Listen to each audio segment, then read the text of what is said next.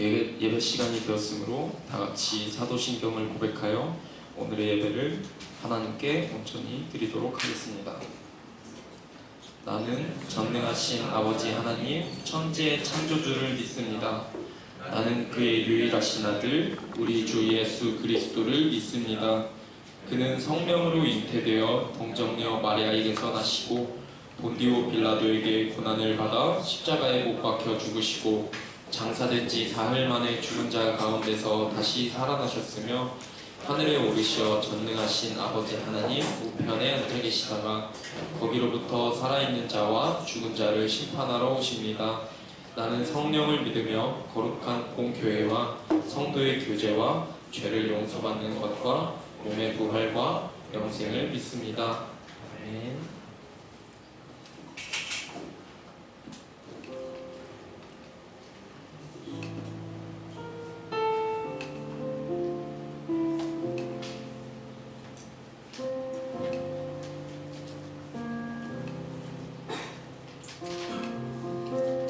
네, 여러분 안녕하세요. 오늘의 예배 가운데에도 함께 하시는 여러분들을 모두 다 환영하고 축복합니다.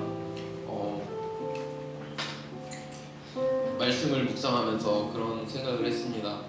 우리는 세상을 살아가지만 또 역설적으로 세상을 또한 등지면서 살아간다라는 생각을 했고 그런 묵상을 할 수 있었던 한 주였던 것 같습니다.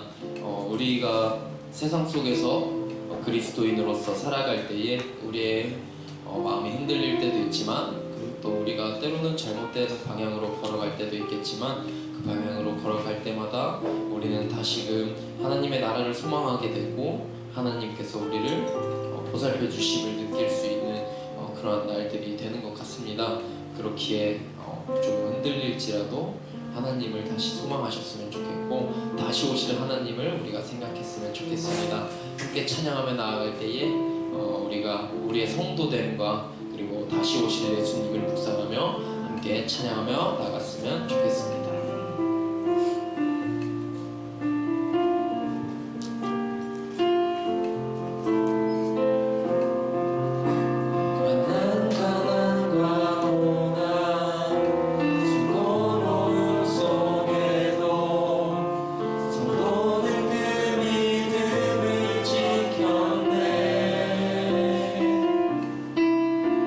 주를 섬기는 일에 자신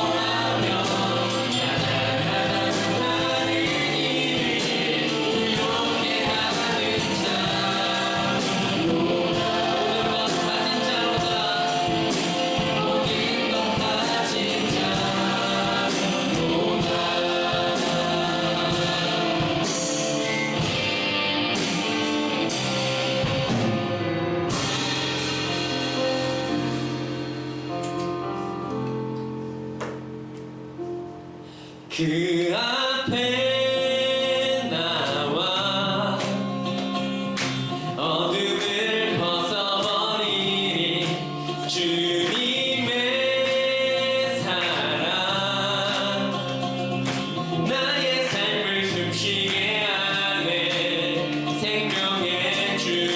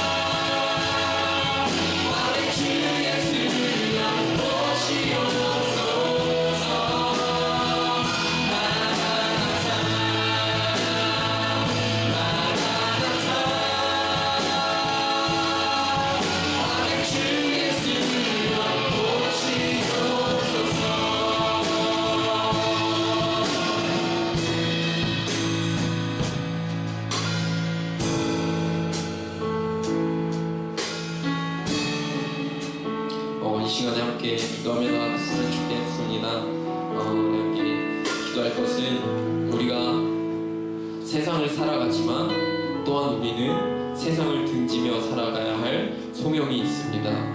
그렇기 위해서 우리에게 다시금 우리가 꿈꾸는 다시 예수님이 이 땅에 오시는 그날을 소망하고 기억해야 할 줄로 믿습니다. 우리의 그 믿음이 연약하여질 때에 그리고 그 나라가 멀어져 보일 그때에 우리가 다시금 그 나라를 기억하길 소망합니다. 주님의 나라가 이 땅에 올 수 있기를, 우리가 꿈꾸는 그 나라가 속히 오기를 반드시 올 것임을 이 시간에 선포하며 나갔으면 좋겠습니다. 우리 함께 주님의 이름 한번 크게 외치고 기도하며 나갔으면 좋겠습니다.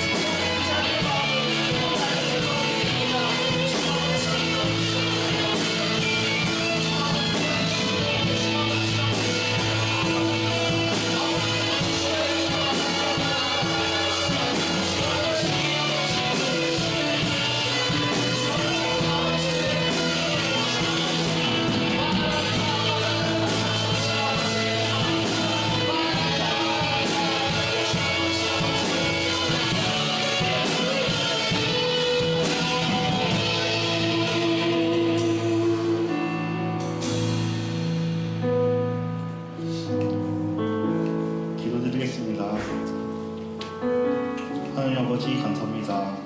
오늘도 어김없이 은혜의 자리에 불러주시고 저희를 이끌어주심에 감사드립니다. 하나님, 우리는 한 주를 세상 속에 살면서 알면서 모르는 삶을 살고 또한 세상과 유혹 속에서 죄를 짓고 말았습니다. 오늘도 주님 앞에 회개의 기도를 하지만 다시 세상을 살 때 욕이 넘어지고 죄에 가득한 시간들을 보내게 됩니다. 그럴 때에 즉시 주님께 매일 회개와 기도함으로 주님의 크신 사랑을 받으며 다시 나아가게 해주세요. 하나님 아버지, 이번 5월달은 가정의 달을 보내게 됩니다. 특히 오늘 어버이의 주일을 보내게 됩니다. 주님께서 허락하신 부모님과 가족으로 불러주신 것에 감사드립니다. 날마다 그 희생과 사랑을 알며 감사하고 소중함을 기억하게 하시고 항상 함께 천국의 소망을 갖고 나아가게 해주세요. 하나님 아버지, 천년부를 위해서 기도합니다. 천년부 공동체가 날마다 그리스도 안에서 하나가 되기를 합니다. 또한 우리는 가족입니다. 청년들의 선로가 아픔까지 사랑해 주시고 섬기며 함께 교육부 공동체를 만들어가기 원합니다. 또한 청년부 안에서는 생긴 이들이 많습니다. 부장님, 임원, 리더, 팀장과 팀원 각자 자리에서 생긴 이들이 있습니다. 생길 때의 힘듦과 피곤함이 아니라 기쁨과 감사가 되게 해주시고 항상 부족함이 있을 때에 근데 주님께서 그 부족함을 채워주시며 나아가 주시고 항상 어디에 있든지 말씀과 기도가 기도와 찬양이 끊임없이 흘러가게 해주시고 학교나 직장에서나 선한 그리스도가 되게 해주세요. 이제 최초 목사님의 말씀을 듣습니다. 다니에 세우셨고 하나님 말씀을 들어가실 때에 드러나게 해주시면 감사드립니다. 목사님이 이수로 태어나실 때에 꿀보다 달콤하게 해주시고 날보다 영문간의 감동함을 허락해주시고 그 말씀을 듣는 청년들에게 선한 말씀이 되게 해주시고 한 주간 살아갈 때에 세상 속에서 살아갈 때에 기억나게 해주시고 다시 묵상하며 나가는 오늘 말씀이 되게 해주세요. 항상 감사합니다. 사랑이 많으신 예수님 이름으로 기도드렸습니다. 아멘.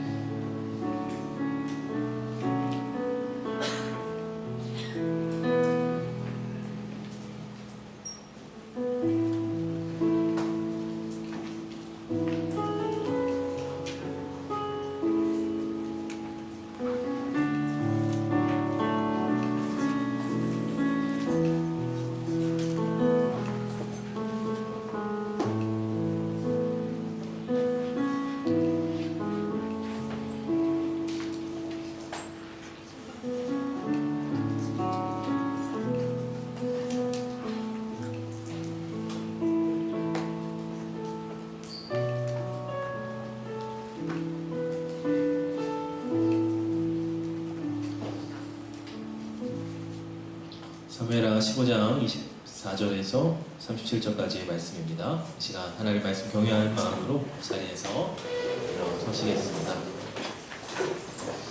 이 말씀을 한 목소리로 합독합니다. 보라, 사독과 그와 함께한 모든 레위 사람도 하나님의 언약궤를 메어다가 하나님의 궤를 내려놓고 아비아달도 올라와서 모든 백성이 성에서 나오기를 기다리도다.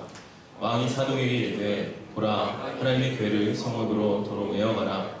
만일 내가 여호와 앞에서 은혜를 입으면 도로 나를 인도하사 내게 그 궤와 그 계신대를 보이시리라. 그러나 그가 이와 같이 말씀하시기를 내가 너를 기뻐하지 아니한다 하시면 종이 여기 있사오니 선히 여기시는 대로 내게 행하시옵소서 하리라. 왕이 또 제사장 사독에게 이르되 내가 선견자가 아니냐. 너는 너희의 두 아들 곧 내 아들 아히마스와 아비아달의 아들 요나단을 데리고 평안히 성읍으로 돌아가라.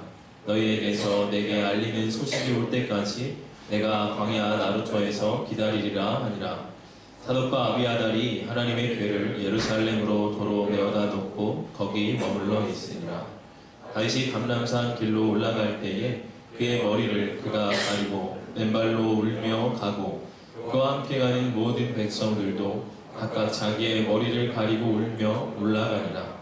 어떤 사람이 다윗에게 알리되 압살롬과 함께 모반한 자들 가운데 아히도벨이 있나이다 하니 다윗이 이르되 여호와여 원하옵건대 아히도벨의 모략을 어리석게 하옵소서 하니라. 다윗이 하나님을 경배하는 마루턱에 이를 때에 아렉사람 후세가 옷을 찢고 흙을 머리에 덮어쓰고 다윗을 맞으러 온지라. 다윗이 그에게 이르되 네가 만일 나와 함께 나아가면 내게 누를 끼치리라. 그러나 네가 만일 성읍으로 돌아가서 압살롬에게 말하기를 왕이여 내가 왕의 종이니이다. 전에는 내가 왕의 아버지의 종이었더니 이제는 내가 왕의 종이니이다 하면 네가 나를 위하여 아히도벨의 모략을 패하게 하리라. 사독과 아비아달 두 제사장이 너와 함께 거기 있지 아니하냐. 네가 왕의 궁중에서 무엇을 듣든지 사독과 아비아달 두 제사장에게 알리라. 그들의 두 아들 곧 사독의 아히마스와 아비아달의 요나단이 그들과 함께 거기 있나니 너희가 듣는 모든 것을 그들 편에 내게 소식을 알릴지니라 하는지라. 다윗의 친구 후세가 곧 성읍으로 들어가고 압살롬도 예루살렘으로 들어갔더라. 아멘. 이것은 하나님의 말씀입니다. 자리에 앉으시겠습니다.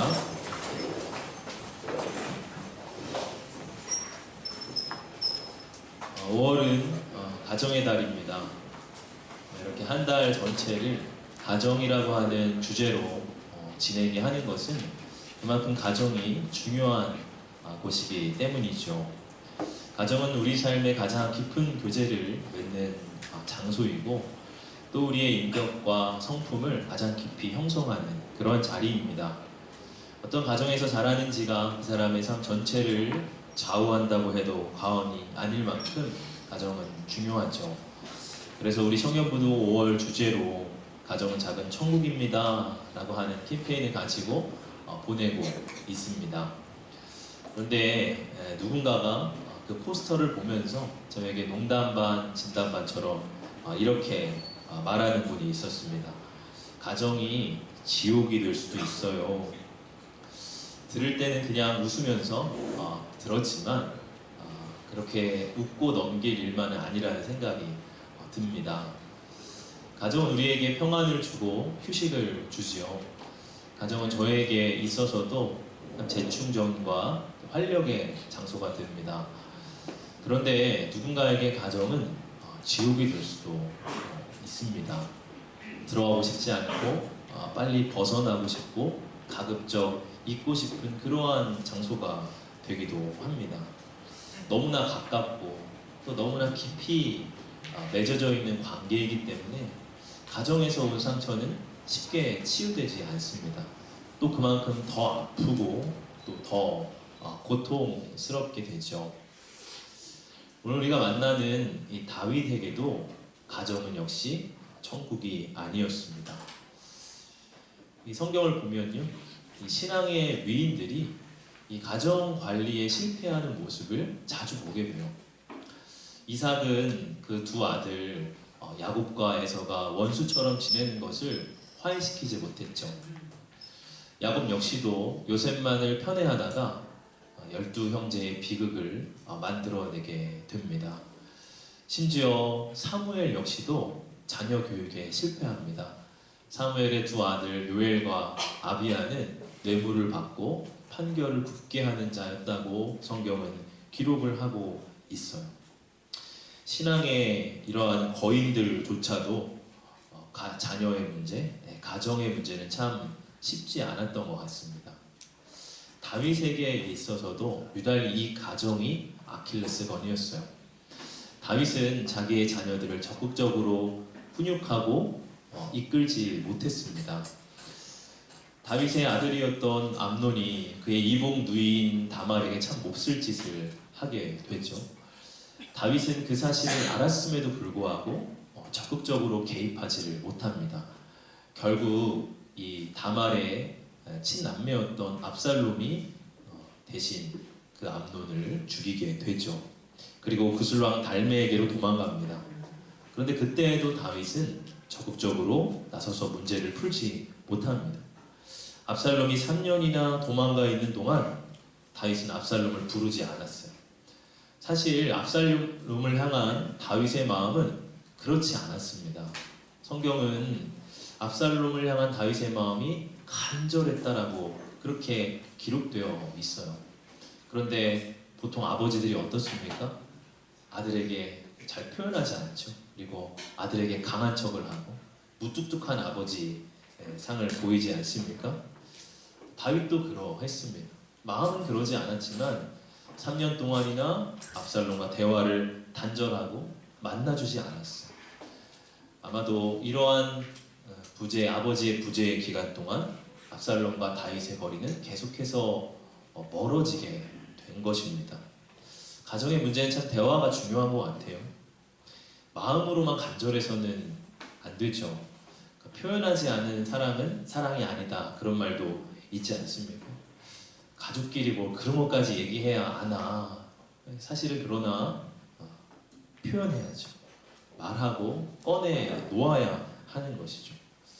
아버지와 아들 간에, 또 형제 자매 간에, 혹은 부부 간에 너무나 오랫동안 대화하지 않고 그냥 관계가 멀어져만 가는 것을 방치하는 경우를 많이 보게 됩니다. 그런 가정 안에는 결국 문제가 터지고 오해와 갈등이 불거지게 되죠. 그런 갈등을 오래 둘 것이 아니라 가정 안에 지속적으로 대화하고 거리를 좁혀가는 노력을 해야 하는 것이에요. 그러나 다윗은 이러한 노력에 실패하게 됩니다. 결국 오늘 본문에서 보게 되는 압살롬의 반역 역시도 다윗의 이런 오랜 방치 때문에 벌어진 일이라 할 수도 있겠죠. 그래서인지 오늘 압살롬의 반역으로 인해 예루살렘을 떠나가는 이 다윗의 모습을 보면 어떻습니까? 적극적으로 싸우거나 군사력을 사용하는 그런 모습을 보이지 않아요. 내가 반드시 저 반역자를 처단하고 다시 왕위를 되찾겠다 하는 의지도 별로 나타나지 않습니다. 그저 머리를 가리고 맨발로 울면서 감람산을 올라가는 그러한 다윗의 참 애잔한 모습을 보게 되는 거예요. 다윗은 어쩌면 스스로를 원망하고 또 자책하고 있는지도 모르겠습니다. 아비의 역할을 제대로 하지 않았던, 가정을 바로 세우지 못한 자신을 후회하고 스스로 벌하고 있는지도 모르겠습니다. 한편으로는 왕위를 복권해야 하는 왕으로서의 역할이 있지만 또 한편으로는 아버지로서 그 아들을 끝까지 사랑할 수밖에 없는 어떤 그런 복잡한 심정이 오늘 다윗의 모습에서 이렇게 읽혀지게 되는 거죠. 여러분, 우리 삶의 문제들은 단순하지 않습니다. 우리의 삶의 그 문제는 흑과 백처럼 선과 악을 이렇게 탁 나눌 수 있는 것들이 그리 많지 않아요. 우리의 문제들은 복잡하게 얽혀 있습니다. 때로 가정의 문제가 얽혀 있기도 하고 과거의 상처가 결부되어 있기도 합니다. 때로는 너무나 사랑하는데 원수가 되기도 하고, 때로는 아무도 이길 수 없는 싸움을 계속 싸우곤 합니다. 그 속에서 모두가 피해자가 되기도 하고 또 모두가 가해자가 되기도 하죠. 차라리 이 선과 악이 분명하면 문제가 쉬워요. 여러분, 다윗은 이렇게 명확한 적과 싸우는 것에 익숙했습니다. 골리앗이라고 하는 적이 나타나면 어때요? 하나님의 이름으로 나아가서 그를 무찌르고 그 승리를 거머쥐면 됐어요. 그러나 지금은 어느 쪽도 승리일 수 없는 상황이죠. 다윗이 왕위를 복권하고 다시 예루살렘이라고 돌아온다고 한들 압살롬은 패배하고 죽을 수밖에 없는 그러한 운명이에요. 그렇다고 왕위를 빼앗긴 채 마냥 이렇게 그냥 갈 수만은 또 없는 상황이죠. 그리고 우리의 삶의 어려움은 그러한 모호성에 있습니다. 이런 절망의 순간이 오면 어떻게 기도해야 될지, 어느 길로 가야 할지 모든 것이 다 헷갈리게 돼요. 지금 내게 오는 것이 그냥 하나님의 연단인 건지, 혹은 내 과거의 죄로 인한 하나님의 징벌인 건지, 아니면 더 좋은 길로 가게 하시기 위한 하나의 기회인 건지조차도 분간이 되지 않을 때가 참 많습니다. 그럴 때 참 괴롭죠. 아마도 지금 다윗은 사울에게 쫓길 때보다 훨씬 더 괴로운 심정으로 이 감람산을 넘어 도망가고 있을 거예요. 다윗은 어쩌면 가장 인생의 밑바닥의 순간을 지금 지나가고 있는지도 모르겠습니다. 그럼에도 이 다윗은 결국 이 인생의 절망, 또 인생의 이러한 모호성, 이러한 어려움을 뚫고서 이 순간을 지나가게 되죠. 그럼 다윗이 어떻게 이런 절망을 뚫고 앞으로 나아갈 수 있었을까요? 우리의 삶에도 이러한 모호한 절망이 다가올 때 도대체 뭐가 잘못이고 또 내가 어떻게 해야 되고 어느 길로 나아가야 할지 그렇게 모를 때 우리는 어떠한 태도를 가지고 또 어떤 신앙을 붙들고 이 삶을 견뎌내고 또 이어갈 수 있을까요? 오늘 본문에서 보게 되는 것을 토대로 해서 같이 세 가지의 적용점을 나누길 원하는데요. 첫 번째로는 뭐냐면 하나님을 하나님의 자리에 두라고 하는 거죠. 여러분, 다윗이 이 예루살렘을 빠져나와서 도망을 갈 때에 다윗의 제사장들이었던 사독과 아비아달은 하나님의 언약궤를 다윗성에서 가지고 나오게 됩니다. 이 언약궤는 하나님의 임재를 상징하는 것이죠. 이 언약궤를 다윗성에 안치한 것은 바로 다윗이었습니다. 그러니 다윗이 떠날 때에도 마땅히 언약궤를 가지고 다윗에게로 가야 한다고 생각을 했던 것이죠. 그러나 이러한 제사장들의 행동에 대한 다윗의 반응은 되게 굉장히 의외의 모습입니다. 그 언약궤를 다시 제자리로 돌려놓으라고 하는 것이죠. 그럼 25절과 26절의 말씀을 보겠습니다. 한번 같이 한번 읽어볼까요? 시작. 왕이 사독에게 이르되 보라 하나님의 궤를 성읍으로 도로 메어가라. 만일 내가 여호와 앞에서 은혜를 입으면 도로 나를 인도하사 내게 그 궤와 그 계신 데를 보이시리라. 그러나 그가 이와 같이 말씀하시기를 내가 너를 기뻐하지 아니한다 하시면 종이 여기 있사오니 선히 여기시는 대로 내게 행하시옵소서 하리라. 언약궤를 도로 가져다 두라고 하는 것은 하나님을 하나님의 자리에 두라고 하는 것이죠. 우리가 어떤 위기를 만날 때에 하나님을 무조건 내 편이라고만 상정할 수 있습니다. 하나님 나를 도와주실 것을 믿습니다. 하나님 반드시 이 문제를 해결해 주실 것을 믿습니다. 그러나 다윗은 하나님을 자기 편으로 억지로 끌고 오지 않습니다. 다윗은 하나님을 자기 문제 해결을 위한 수단으로 삼지 않습니다. 내가 여호와께 은혜를 입으면 그분이 도로 나를 인도하실 것이다. 그분이 도우시면 나를 다시 하나님의 자리로 이끄실 것이다. 그런데 만약 그분이 나를 기뻐하지 않으신다. 만약 이러한 모든 지금 나타나는 이 상황이 아비로서 나의 죄악과 압살롬을 올바로 훈육하지 못한 내 죄로 인한 하나님의 징벌이라 하나님이 나를 기뻐하지 않으신다. 그러면 어떻게 해야 하는가? 종이 여기 있사오니 선히 여기시는 대로 내게 행하시옵소서. 그 자신의 운명을 하나님의 처분에 맡기는 거예요. 여러분 다윗은 나 중심의 신앙이 아니라 하나님 중심의 신앙을 가졌던 것이죠. 여러분 우리가 위기에 빠지면요 자기 중심적이 되기가 쉽습니다. 물에 빠진 사람은 어떻죠? 뭐라도 끄집어서 자기에게로 끌어당기려고 해요. 여러분 우리 신앙도 그러할 수가 있다는 거예요.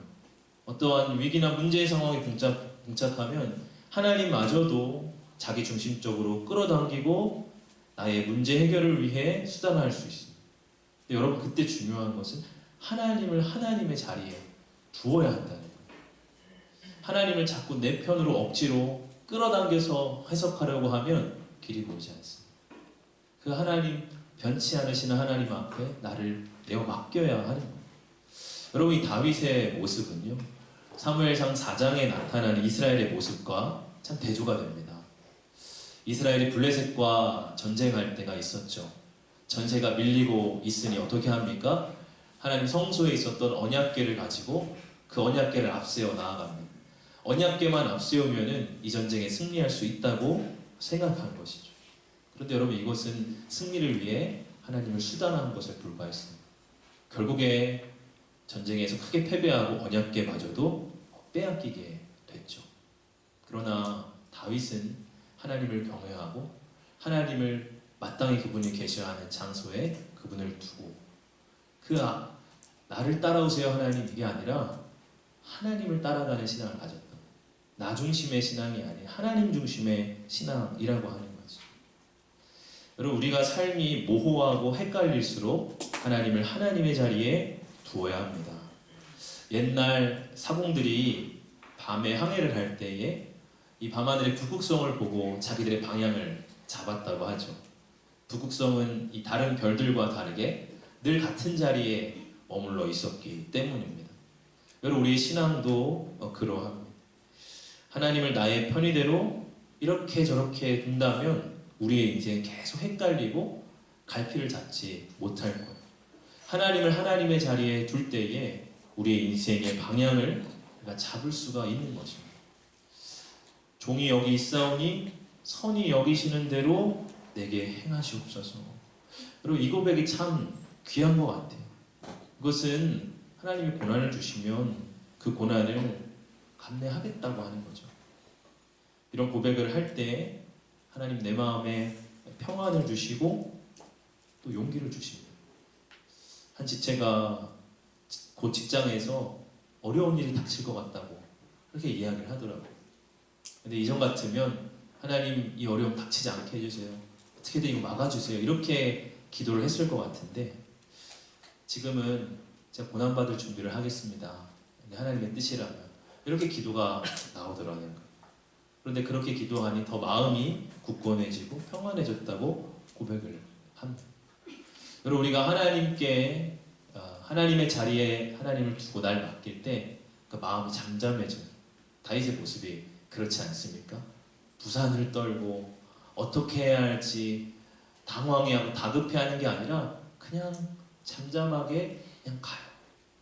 어떻게 그럴 수 있죠?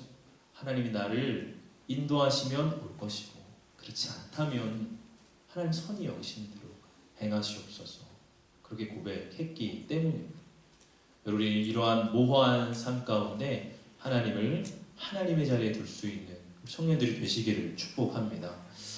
두 번째로는 무엇이냐면 끝까지 나를 지지할 수 있는 공동체가 있는가 하는 것입니다. 그럼 다윗이 도망가는 이 이야기에서 유독 사람들의 이름이 많이 등장합니다.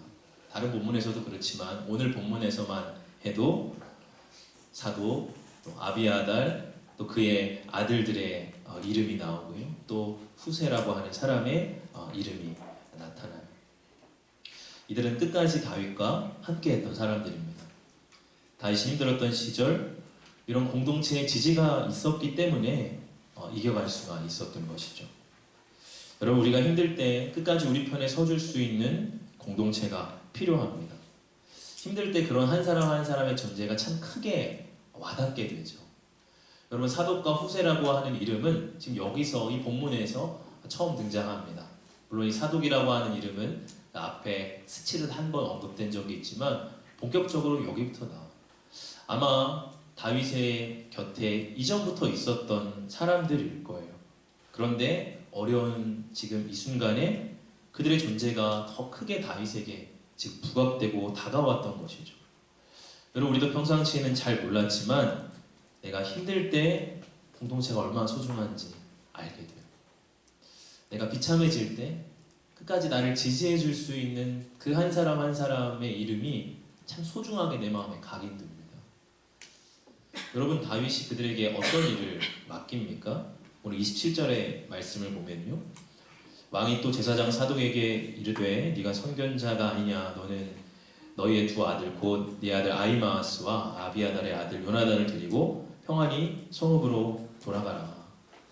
사독과 아비아달에게 예루살렘 성읍으로 돌아가라고 하는 거예요.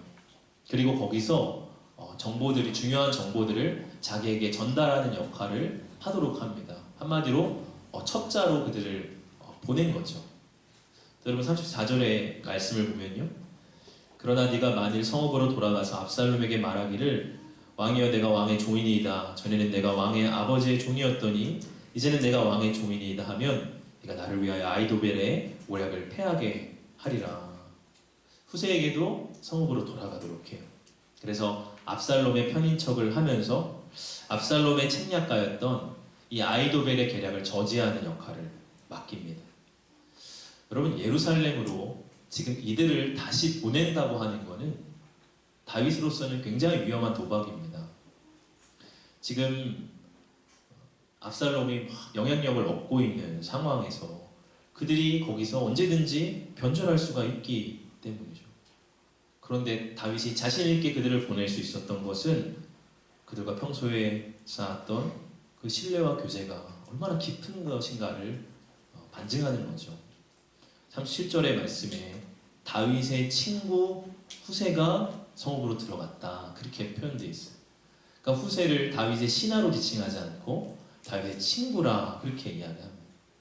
단순히 왕과 신하의 관계, 그런 사무적인 관계가 아니라 다윗은 그 곁에 있는 사람들을 신뢰와 신앙으로 묶어내 그렇게 공동체를 형성하는 사람이었던. 그리고 우리가 참 힘들 때, 우리가 괴로울 때 하나님은 우리 주변에 있는 사람들을 통해서 우리에게 참 많은 도움을 주십니다. 그래서 우리에게 공동체가 중요한 것이에요. 제가 지난 주간에 그 EBS 프로그램 중에 위대한 수업이라고 하는 그런 프로가 있더라고요. 정신건강 특집을 시리즈로 이렇게 하고 있는데, 이제 제가 본 거는 우울증을 주제로 한 그런 이제 수업이었어요. 거기에 맨체스터 대학교의 정신건강의학과 교수인 린다 게스크라는 교수님이 나와서 우울증의 실체가 뭔지, 우울증을 어떻게 극복해야 하는지 이런 것들을 이제 얘기를 하는 거예요.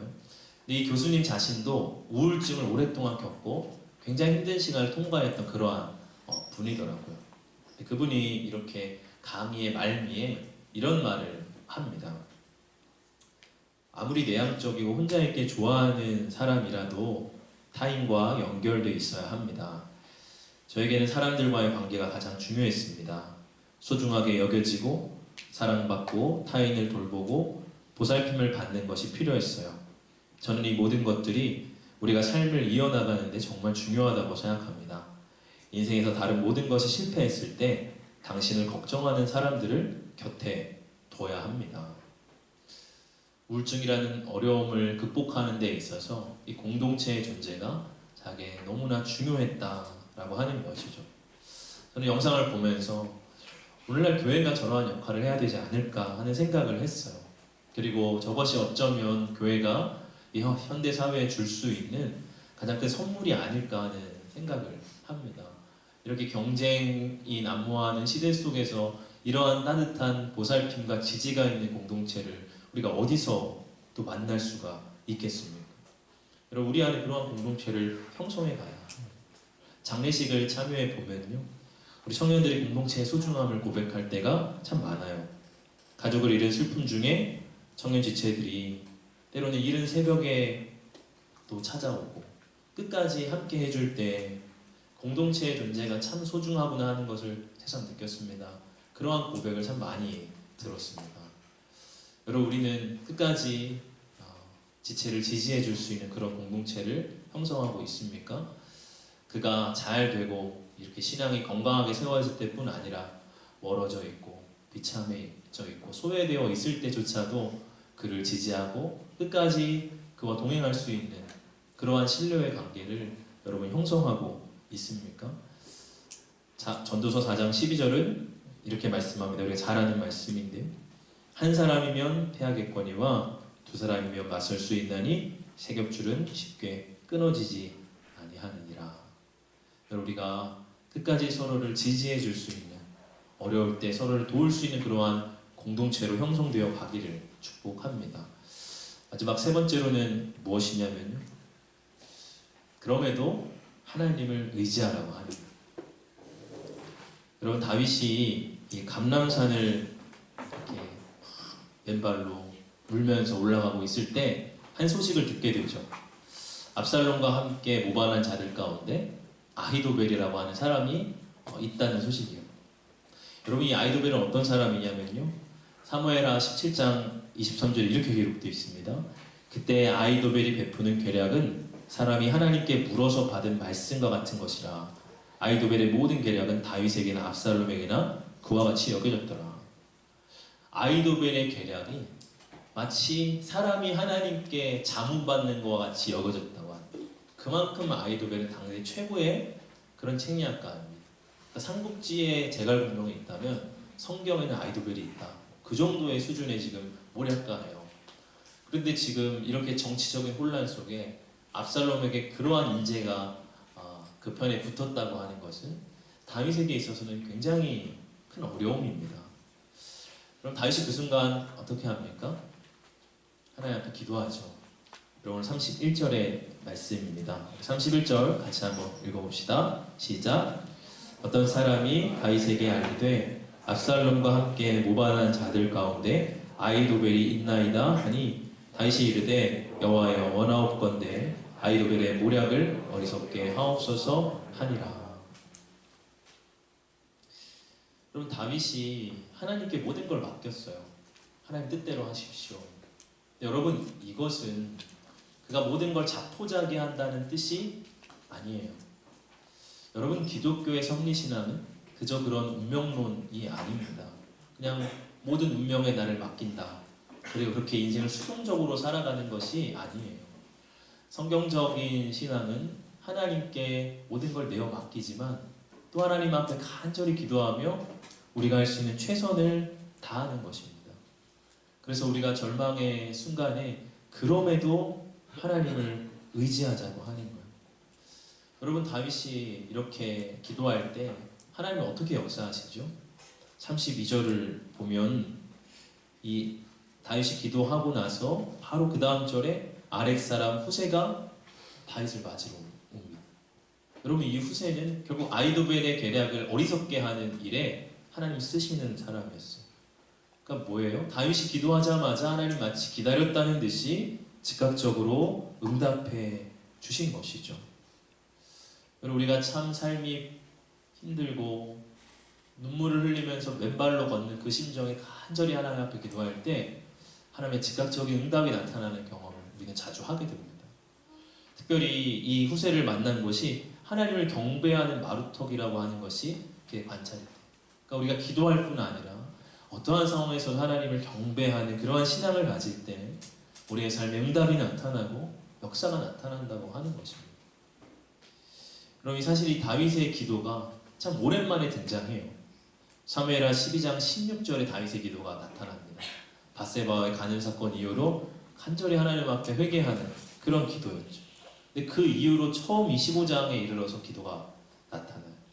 그 사이의 이야기 속에 다윗의 가정이 깨지고 자녀들 사이에 심각한 문제가 발생하고 다윗의 왕권마저 잃은 일들이 나타나는 거예요. 그럼 어쩌면 다윗의 삶에 일어난 많은 문제들은 결국 그가 기도하는 삶을 포기했을 때 나타나는 현상들이었던 것이죠. 그러나 하나님은 이 어려운 순간 다윗으로 하여금 다시 기도하게 하시고 다시 그를 일으키셨어요. 그럼 우리의 삶에 기도가 필요합니다. 우리의 삶에 하나님을 의지하는 신앙이 필요합니다. 저는 요즘 그런 기도를 합니다. 짧은 기도문인데요. 주 예수 그리스도 하나님의 아들이시여 이 죄인을 불쌍히 여기소서. 예수 기도라고 하는 짧은 구절인데 교회사 속에 가장 오래되고 또 유명한 그런 기도문입니다. 영성가들은 이 예수 기도를 자주 그렇게 반복하고 앉으나 서나 걸어갈 때나 계속 해서 자기의 호흡이 되도록 그렇게 기도할 것을 되게 권면하기도 해요. 저는 그렇게까지는 하지 못하지만 저에게도 마음이 공허해지고 또 어두워질 때가 있어요. 그러다가 문득 이것이 요즘 나에게 기도가 부족하다는 것이구나, 기도가 부족하기 때문에 생기는 현상이구나 하는 것을 하나님 깨닫게 하셨습니다. 다시 이렇게 기도의 삶을 이렇게 채워갈 때 제가 삶의 순간순간 속에 교회를 왔다 갔다 한다거나 이렇게 생각날 때 언제든지 계속 중얼중얼 주 예수 그리스도 하나님의 아들이신 죄인을 불쌍히 여기소서, 이러한 기도를 계속 올려드리는 거예요. 그런데 어느 순간 좀 신기하게 지쳐있던 마음이 회복되고 사명에 대한 그러한 열정이 다시 돌아오는 것을 느꼈어요. 여러분, 기도는 신비입니다. 기도는 논리가 아닌 거예요. 기도는 기도할 때 하나님이 신비하게 내 삶에 역사하세요. 여러분, 기도는 감정이 아닙니다. 감정이 메말랐을 때도 기도하십시오. 이렇게 지금 다윗이 밑바닥을 걸을 때도 기도했잖아요. 감정이 세다고 해서 응답이 나타나는 게 아니거든요. 기도는 신비해요. 내 감정이 아주 메말랐어도 기도하면 하나님이 일하시는 거예요. 어제 우리 중보기도 팀장님하고 제가 밤에 통화를 좀 나눴어요. 우리 중보기도 팀장님의 이제 고민이 요즘에 이제 수요 기도 모임에 어느 사람이 오지 않아서 참 걱정입니다. 저한테 그런 이제 고민을 나누기 위해서 전화를 이제 했는데, 저도 이제 그런 고민을 마치 하던 차에 우리 팀장님과 이렇게 얘기를 나눴어요. 그러면서 참 그 대화 속에서 우리 안에 기도가 이렇게 약해지면 안 되는데 그러한 이제 그런 마음이 들었습니다. 우리가 기도해야 삽니다. 여러분, 우리 삶이 참 언급했다시피 참 모호하고 뭐가 뭔지 모르잖아요. 뭐가 적이고 또 뭐가 좋은 것이고 이런 게 너무나 혼란스럽고 또 절망이 올 때에 뭐 어디로 가야 할지도 모르겠고 뭐가 승리인지도 모르겠고 그러한 난처한 혼란스러운 삶 속에 삽니다. 근데 여러분, 그때에도 우리가 붙들 수 있는 거는 기도라고 하는 한 줄기 빛인 거예요. 이 순간에 하나님 앞에 이렇게 구체적인 기도를 올려드리는 다윗을 보십시오. 우리가 기도해야 결국 그 기도를 통해서 하나님이 역사하세요. 우리의 삶의 다른 모든 것들은 불분명하고 혼란스러울지라도 우리가 하나님 앞에 기도해야 산다고 하는 그 진리만큼은 분명하고 확실한 것이죠. 여러분, 우리가 그러한 삶이 되어지기를 축복합니다. 오늘 말씀을 정리합니다. 오늘 세 가지 주제를 가지고 우리가 이 모호하고 절망스럽고 위기를 만날 때 어떻게 해야 하는가. 첫 번째는 하나님의 자리에 두라. 나 중심적으로가 아니라 하나님의 중심적으로 신앙생활을 하자. 두 번째는 나를 지지해주는 공동체가 있는가. 네, 있죠. 우리가 그러한 공동체를 또한 만들어 가야겠죠, 서로에게. 마지막 세 번째는 그럼에도 하나님을 의지하자. 기도의 삶을 회복하자는 주제였습니다. 오늘 말씀을 통해서 여러분 마음 가운데 세계적 은혜가 있기를 바랍니다. 자, 같이 우리 찬양합시다.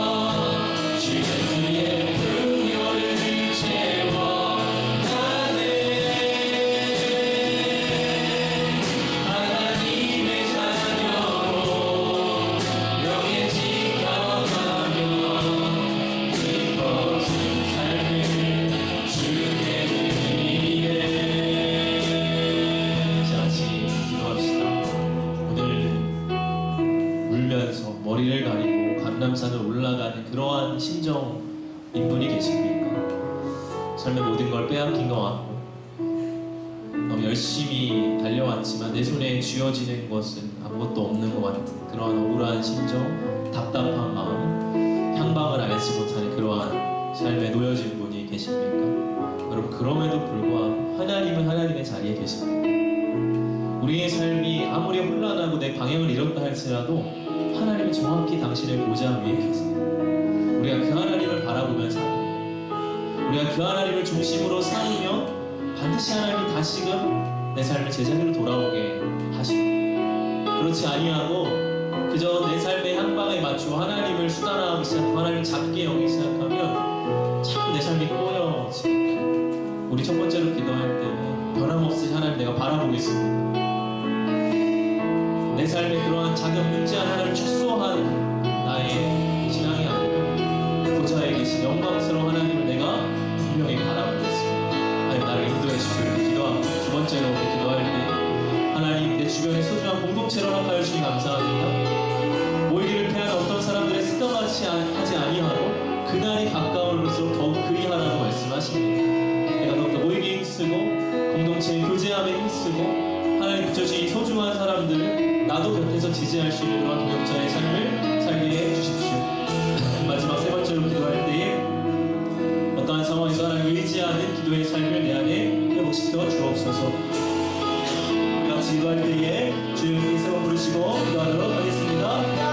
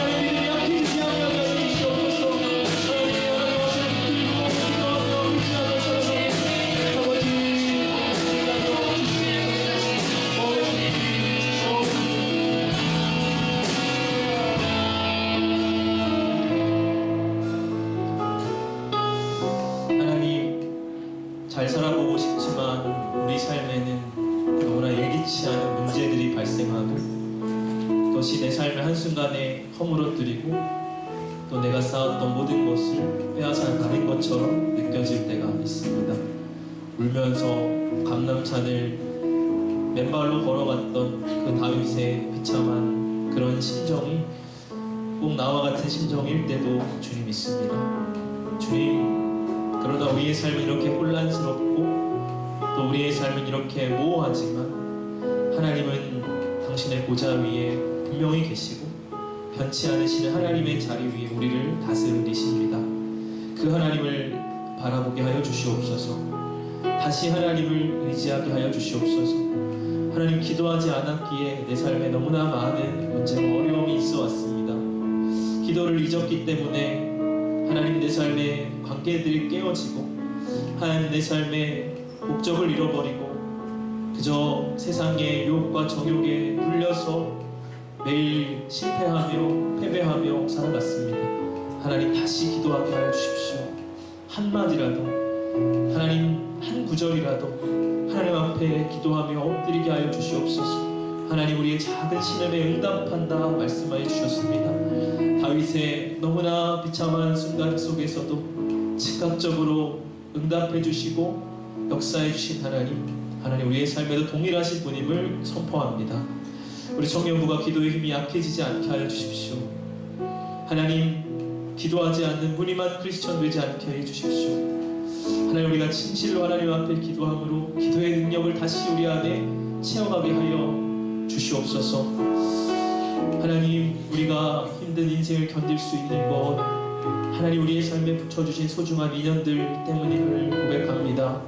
하나님, 그러한 축복을 허락해 주셨고 그러한 만남을 통해 우리의 삶을 붙들어 와 주셨습니다. 하나님, 공동체의 소중함을 고백합니다.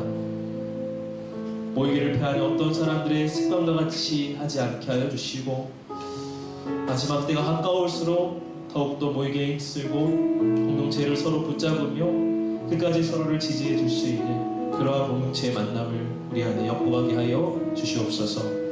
하나님 앞에 귀한 예물을 올려드립니다. 주적 헌금으로 또 수련의 목적 헌금으로 귀하게 구별하여 올려드립니다. 주님께서 이 예물 하나하나 흠양하여 주시고 받아주시고 하나님, 우리의 청년들의 삶이 아름답게 역사하여 주시옵소서. 우리가 하나님의 자녀로 명예를 지켜가며 세상의 종로를 타지 않고 하나님 앞에 당당하게 담대하게 살아갈 수 있는 우리 귀한 청년들 능력의 삶 되게 하여 주시옵소서. 감사드리며 예수님 이름으로 기도하옵나이다. 아멘.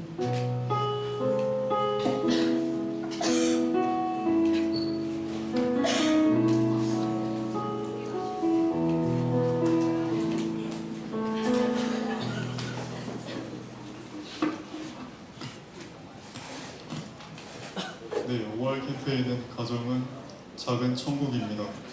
행동 수칙 3가지로 가족과 대화하는 시간 늘리기, 가정 예배 드리기, 마지막으로 부모님께 식사 대접하기입니다.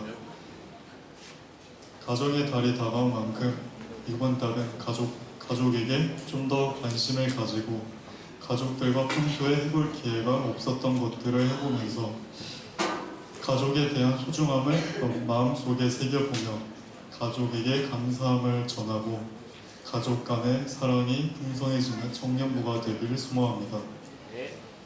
다음으로 청년부 목적 헌금 광고입니다. 여름 수련회를 위한 목적 헌금을 하고 있는 가운데 지원하는 마음이 있으신 분들은 동참해 주시면 감사하겠습니다. 계좌로 보내주실 분들은 입금주명의 목적, 이름으로 해서 보내주시면 되겠습니다. 4월부터 6월까지 진행되며 계좌는 주보 뒤편을 참고해 주시면 됩니다. 세 번째로 다음 주일은 선교주일입니다. 이번 달 선교 국가는 네덜란드입니다. 네덜란드 민족과 현지에서 선교의 사명을 품고 사역 중이신 선교사님들을 위하여 기도하는 청년부가 되길 소망합니다.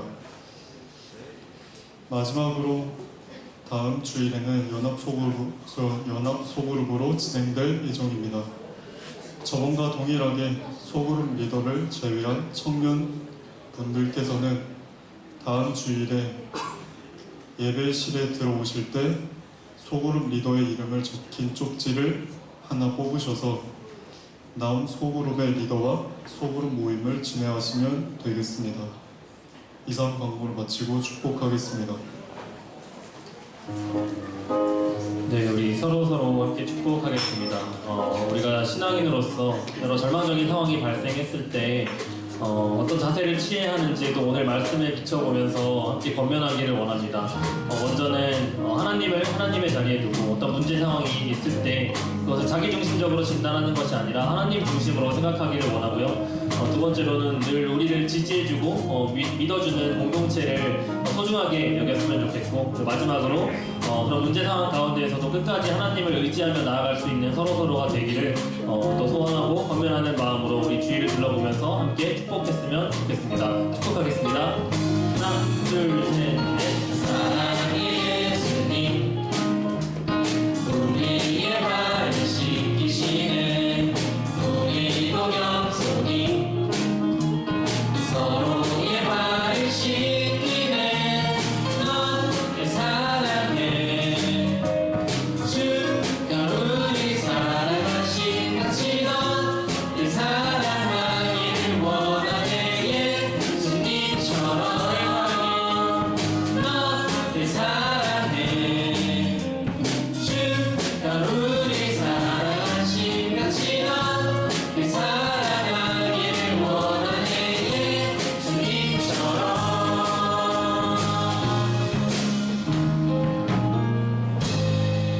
이제는 우리 주 예수 그리스도의 크신 은혜와 하나님 아버지의 무한하신 사랑하심과 성령의 위로하심, 인도하심, 구제케 하심의 역사가 흔들리는 삶 속에서도 흔들리지 아니하시는 하나님을 붙잡고 또 서로서로를 붙잡아 주며 살아가기를 시간 소망하고 결단하는 이 자리에 모인 모든 주의 백성들의 머리머리 위에와 저들의 삶과 가정 위에, 일터와 학업 위에 이제로부터 영원까지 함께 하시기를 간절히 축원하옵나이다.